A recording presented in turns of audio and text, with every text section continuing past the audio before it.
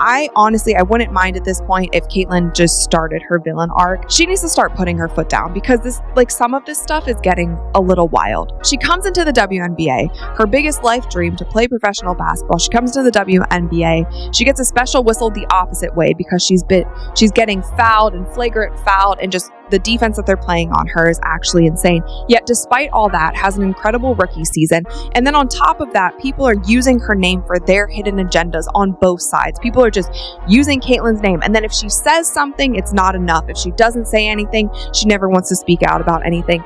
She cannot win. Caitlin Clark has finally had enough. And this time, she's not holding back. The WNBA may have thought they could keep using her name for ratings and headlines, but the league's golden star just drew a line in the sand. Clark's latest comments about Commissioner Cathy Engelbert have sent shockwaves through the basketball world, and fans everywhere are divided. Did Caitlyn go too far, or was this long overdue? The tension between players and WNBA leadership has been boiling for weeks, and it's finally exploded. It all started with Nafisa Collier's now viral exit interview. 6 full minutes that completely hijacked the spotlight from the finals. Instead of fans talking about the Aces or Mercury, everyone's focused on Collier's brutal takedown of Engelbert, accusing her of lying about Caitlin Clark. Collier claimed Engelbert once said, "Caitlin Clark should be grateful for the WNBA because without it, she wouldn't have all those endorsement deals." That single line lit the league on fire. Players spoke out, fans flooded social media, and suddenly, the WNBA was in full-blown damage control.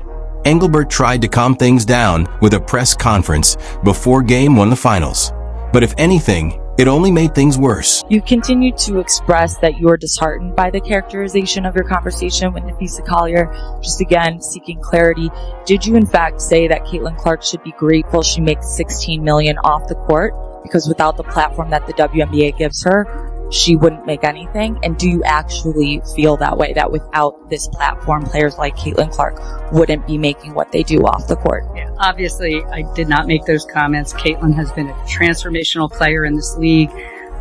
She's been a great representative of the game. She's brought in tens of millions of new fans to the game, proud of what she's put on the court. Unfortunately, the injuries held her back from a full season this year. But again, I'm not going to get into every point, counterpoint. It's not productive here. We're here to celebrate the WNBA finals. I think what Indiana just did was amazing with all the injuries they had, and the, everything they faced this year, bringing that to a Game 5 in overtime. But yeah, as I said, there's a lot of inaccuracies reported out there. And I certainly did not say that. She denied ever making that comment about Caitlin Clark, and went a step further, implying that Collier's version of their private conversation was full of inaccuracies. Translation: she basically called Collier a liar on national TV. That's when everything started spiraling. Because Nafisa Collier isn't just another player sounding off online. She's a WNBA vice president, directly involved in the collective bargaining talks that shape every player's salary, schedule, and benefits. Her words carry real weight, and the league knew it. And at the end of the day, she's worried about her. In all of her statements, it's all like, well, I got us here and I should. And Cathy, no one cares. Literally, no one cares. Like how you're sitting right there, that's how we feel every time she speaks. Every time she speaks, us as players, that's how we feel. She flat out denied ever making that comment about Caitlin Clark, and then implied that Collier's account of their private conversation was full of inaccuracies. Translation: she basically called Collier a liar on national TV. That's when things really blew up. Because Nafisa Collier isn't just some player ranting online. She's a WNBA vice president, directly involved in the collective bargaining talks that shape every player's salary, schedule, and benefits. So when she speaks, the entire league pays attention. Well, I mean, first of all, I have great respect for Fee, and I think she made a lot of very valid points. And, you know, I think what people need to understand, you know, we need great leadership in this time across all levels. This is straight up the most important moment in this league's history. Well, this league's been around for 25 plus years, and this is a moment we have to capitalize on. So that's honestly what I would say. I think there's, you know, Fee said it all with what she said, and, you know, I think the points she made were very valid. One sentence, that's all it took. and the entire league went silent. Because that line wasn't random. It was a clear signal that Caitlin Clark, the face of the WNBA, had finally chosen a side. And honestly, who can blame her?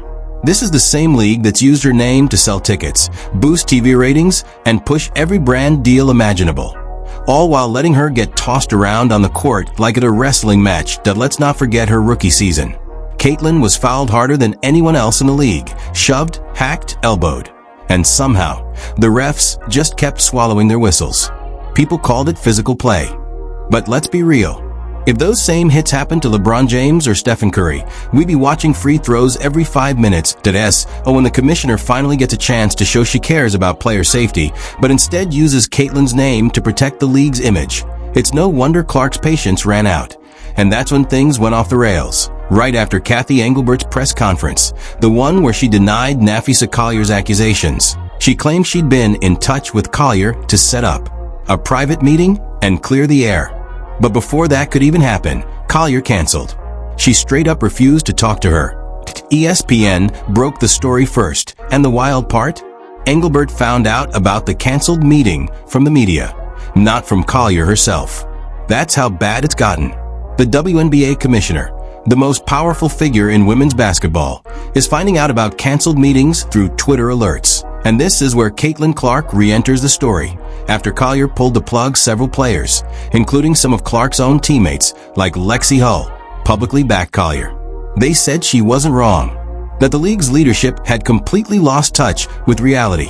Caitlin didn't issue a statement, but her actions said everything. She stopped reposting league content. She didn't mention the finals. She even liked fan tweets calling out the WNBA's leadership. And fans noticed. Soon, people started calling it Caitlin Clark's silent protest. And honestly, that's exactly what it looked like.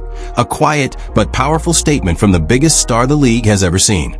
A message that said loud and clear, "You can't keep using me while disrespecting everyone around me." Now, before anyone says she's overreacting, let's zoom out. The WNBA is right in the middle of its most important collective bargaining agreement negotiations ever. Player salaries are at stake. The threat of a lockout is real, and owners are trying to figure out how to balance paying their stars more without losing money. Here's the twist. Two of the players representing the WNBPA in those talks, Nafisa Collier and Breanna Stewart, are also co-founders of Unrivaled, an alternative off-season league. That's where the conflict of interest comes in, that if the WNBA fails to reach a deal and ends up in a 2026 lockout, Unrivaled wins big. Because then players would have no choice but to play there just to get paid. So of course, owners are suspicious. They think Collier and Stewart might quietly benefit if the WNBA shuts down. And when the commissioner ends up feuding publicly with one of them, it makes everything look worse. That's where Caitlin Clark's frustration really comes from. She's sitting there watching both sides, the commissioner and the players, turning her name into a pawn in their battle. Meanwhile, she's just trying to train, recover from injury, and get ready for next season. But every headline somehow drags her name into it. She didn't ask for this fight, but now she's right in the middle of it. Think about it, every single WNBA storyline somehow loops back to Caitlin Clark. Ticket sales, ratings, sponsorships, even CBA negotiations, everything connects to her. Yet the same people benefiting from her popularity are telling her she should be grateful for what the league gives her. That's laughable. The truth? The WNBA needs Caitlin Clark way more than Caitlin Clark needs the WNBA. Her games break viewership records. Her jersey sales top the charts. Even her injured season drew more attention than the actual finals. And yet, the league still hasn't figured out how to protect her on the court or support her off of it. And fans are catching on. Scroll through social media, and you can feel it, the frustration. Longtime fans, new fans, even casuals, all realizing the same thing. The WNBA has one of the biggest marketing gifts in sports history, and somehow keeps finding new ways to mess it up. Here's the irony. Caitlin Clark isn't asking for special treatment. She just wants fairness. She wants to play basketball without constant drama, politics, or league spin. But every time she tries to move forward, the WNBA drags her right back into the spotlight, not for her talent, but for controversy. That quiet patience she had as a rookie? Gone. This isn't the smiling college superstar from 2024 anymore. This is the veteran who's realized that staying quiet doesn't protect you. It just makes it easier for others to use you to S.O. when Caitlin Clark sided, even subtly, with Nafisa Collier. She wasn't just supporting a fellow player. She was sending a warning to the WNBA. You're not untouchable anymore. And that's when the real fallout began. Behind the scenes, players started dividing into sides. Some backing Collier, others staying loyal to the commissioner. The locker rooms turned into quiet battlegrounds. Online, the conversation exploded. Fans flooded social media with hashtags calling for Cathy Engelbert to step down. Memes, threads, comment wars. Everyone's talking about it, and not in the way the league wants. Because when your biggest star, the very player who built your recent success, starts showing signs she's losing faith in leadership, that's not just drama. That's a full-blown crisis. Caitlin Clark's silent protest might not involve shouting or press conferences. But make no mistake, it's shaking the league to its core. And it's only the beginning. Fans are losing it. And for good reason. What started as a tense exchange between Cathy Engelbert and a few players has now spiraled into what might be the most chaotic chapter in WNBA history. Social media is on fire. Fans are arguing. Former stars are chiming in, calling this the most embarrassing stretch the league's ever seen. And through it all, Commissioner Cathy Engelbert is still pretending everything's fine, holding her usual overly polished press conferences about alignment and stakeholder engagement, while the league around her is basically burning down. Just a few months ago, people were calling this the golden era of the WNBA: record ratings, new investors, talk of expansion. Now, those same fans are wondering if there will even be a 2026 season. And let's be real, this mess isn't on the players. It's on leadership. You can't dismiss player concerns, alienate your biggest stars, and then expect everyone to smile for media day. You can't have the most famous athlete in women's basketball feeling disconnected from her own league and still sell the idea of one big family. Engelbert's denial of Nafisa Collier's comments might have been the final straw. Because even if she didn't actually say what Collier claimed, the fact that almost nobody believes or says it all, her credibility's gone. And the wildest part? It's not even about who's right anymore. It's about how catastrophically this was handled, that a private disagreement has turned into a public soap opera, right in the middle of the finals. Instead of talking about who's winning, every headline is about who's lying. That's why Caitlin Clark's subtle but powerful stance hits so hard. She didn't post a long thread or go on a rant. She just went silent.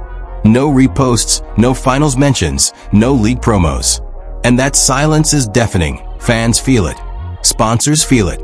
Even ESPN anchors are dancing around it because no one knows how to spin this anymore. What we're watching right now is a